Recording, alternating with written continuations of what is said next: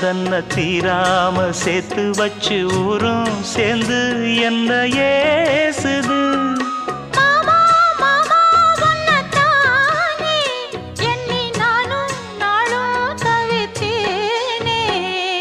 கூண்டுக்குள்ள என்ன வச்சு கூடி நின்ன ஊரை விட்டு கூண்டுக்குள்ள போனதென்ன கோலக்கிளியே.